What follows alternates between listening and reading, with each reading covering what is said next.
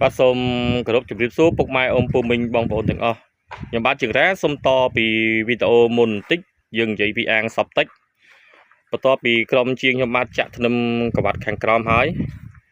ឥឡូវនេះគាត់ចាប់ដើមរៀបឥដ្ឋជញ្ជាំងអាងសពតិចដោយជញ្ជាំងឥដ្ឋសងខាងយើងប្រើជាឥដ្ឋ20ដើម្បីឲ្យវាមានសភាពរឹងមាំគង់វង្សបានយូរហើយចំណែកទីយ៉ូដែលយើងបដោះចេញទៅក្រៅ4ដើមនេះគឺជាទីយ៉ូសម្រាប់ឲ្យទឹកវាហូរចេញហើយយើងធ្វើឲ្យវា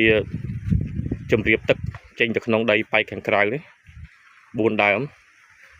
ហើយនៅខាងក្នុងនេះយើងរៀបខណ្ឌសម្រាប់ផ្ទុកទឹកស្អាតនៅប៉ែកខាងនេះយើងរៀបខណ្ឌជា2ថតទៀតសម្រាប់មួយសម្រាប់លាមកដែលយើងចេញមកហើយយើងចម្រោះចូលថតទី2ថតទី2ចម្រោះហើយបើយើងចាប់ដើមចេញមកថតទី3ថតទី3ចាប់ដើមធ្វើជំរាបទឹកចេញទៅខាងក្រៅបាទ